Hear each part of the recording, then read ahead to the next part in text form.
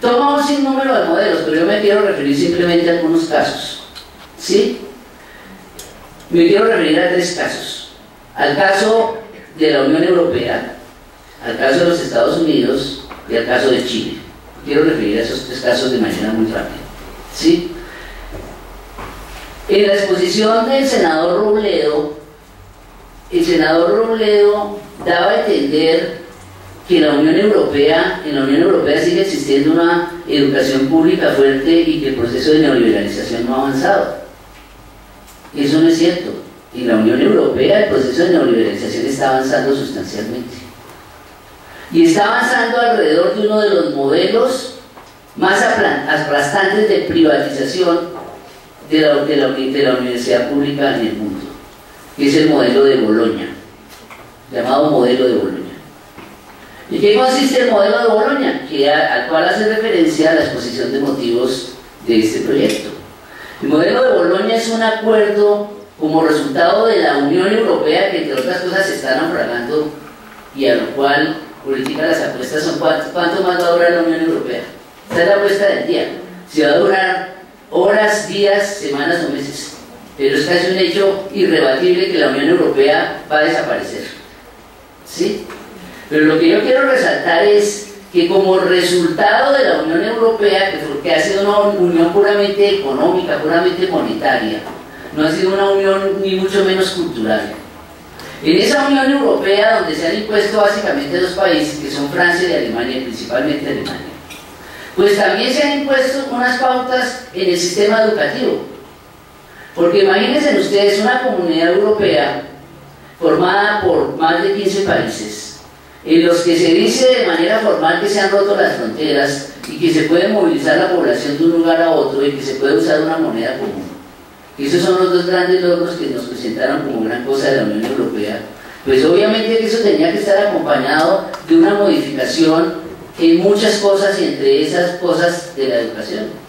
Y entonces se estableció que era necesario forjar un sistema común de educación puramente neoliberal. ¿En qué sentido? Primero, que se rompiera la lógica de los grandes sistemas de educación pública de Europa, que garantizaban el financiamiento 100% de los estudiantes a todos los niveles, incluyendo el doctorado, desde el nivel preescolar hasta el doctorado, ¿sí? Que además los estudiantes tuvieran una serie de garantías para estudiar: becas, auxilios, auxilio de transporte, auxilio de vivienda, todo lo cual era un producto del estado de bienestar europeo y funcionaba en la práctica, y funciona todavía en algunos reductos de Europa, como Finlandia, como Suecia, como Dinamarca. Pues bien, resulta que con los acuerdos de Bolonia lo que se estableció es que eso iba a terminar y que la educación se iba a comprar y vender como un servicio más. Entonces que los estudiantes tienen que pagar ya parte de ese servicio. Un primer elemento. Un segundo elemento, que para que se diera una unificación entre los estudiantes europeos, es decir, que un español pudiera estudiar en Alemania, pudiera estudiar en Francia, pudiera estudiar en Italia o viceversa, pues tenían que darse unas condiciones comunes. ¿Y qué se estableció como condición común? Los créditos. Los créditos educativos, que es algo profundamente neoliberal, ¿sí? Que es lo que yo llamo el código de barras educativo. El código de barras educativo. Entonces, así como hay códigos de barras que identifican productos y mercancías, el código de barras que identifica a los estudiantes se llaman créditos. Entonces, no importa dónde se estudió, en qué país se estudió, en qué universidad se estudió, qué rigor tenía lo que se estudió o no, lo importante es que son unos créditos similares y que permitan que un estudiante se pueda desplazar de un lugar a otro, lo cual quiere decir en Europa que la educación se está nivelando no por arriba, sino por abajo, por el peor sistema educativo, es decir, por el sistema educativo español, para decirlo claramente. Eso es lo que está sucediendo.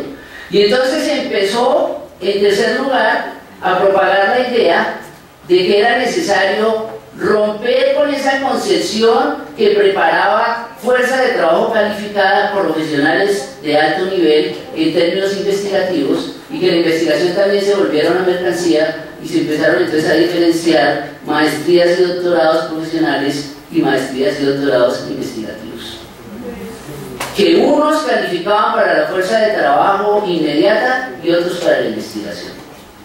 Estos son algunos de los criterios del proceso de Bolonia, y este es uno de los modelos que toma este documento. Primer modelo. Segundo modelo, el modelo estadounidense. Los elementos básicos del modelo estadounidense que se retoman, ¿cuáles son? Ustedes saben que Estados Unidos, que es un país profundamente complejo y contradictorio, tiene dos cosas: la mejor educación del mundo y la peor. ¿Sí? Las dos cosas las tiene Estados Unidos: la mejor educación del mundo y la peor. Eso es tan cierto que en pruebas internacionales, como las pruebas PISA y otras pruebas que realiza la UNESCO y otras entidades educativas internacionales, Estados Unidos en conocimientos básicos siempre queda de últimos. Tanto así que lo superan los colombianos. ¿Sí? ¿Por qué razón? Pues porque eso es parte de un sistema educativo público, abandonado, ghettoizado a todos los niveles, profundamente precarizado, que es muy malo, ¿sí? Pero al mismo tiempo Estados Unidos tiene la mejor educación del mundo, y tiene la mejor educación del mundo por una política sistemática de financiación pública al sector privado, de traslado de lo público al privado, de construcción de laboratorios privados por recursos públicos que después funcionan de manera privada, algo así como las concesiones educativas que aquí conocemos, ¿sí? Y al mismo tiempo, en los últimos años se ha desarrollado en Estados Unidos la tal educación virtual, y se han dado casos que son realmente aberrantes, como el caso de la Universidad de Phoenix, que pasó de tener 10.000 estudiantes a tener 490.000 estudiantes. ¿De qué manera? Con educación virtual, sin construir una nueva sede, sin contratar profesores, sin tener campus universitario, sin tener bibliotecas. Y claro, matrícula súper extendida y crecida.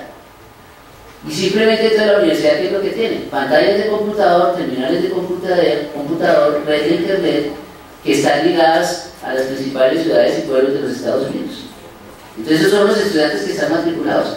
Pero esto viene acompañado, y es la cosa más perversa que yo quiero recalcar, de lo que algunos autores llamamos no la pedagogía de la duda, como diría Freire, la pedagogía de la deuda, que es otra cosa. Entonces, ¿en qué consiste la pedagogía de la deuda? Que en Estados Unidos, como es una sociedad donde siempre la lógica de lo privado ha sido tan fuerte, desde que existe Estados Unidos, una sociedad muy individualista, en esa sociedad terriblemente individualista está la concepción que la educación es un medio de promoción social, pero no solamente es un medio de promoción social, sino que tiene que ver como con las capacidades individuales, pero sobre todo las capacidades individuales en términos económicos. Entonces, si alguien es un gran empresario en los Estados Unidos y tiene un doctorado de Harvard, cosas por el estilo, se cree que es por su esfuerzo individual, por su capacidad de pago. Y entonces eso se ha ido difundiendo entre los pobres, entre la clase media, y se les ha dicho: mire, usted nació en otra clase social, no tiene cómo pagar, pero sí hay bancos especializados en financiar esos créditos. Créditos con los cuales se endeudan no solo los estudiantes, sino sus familias.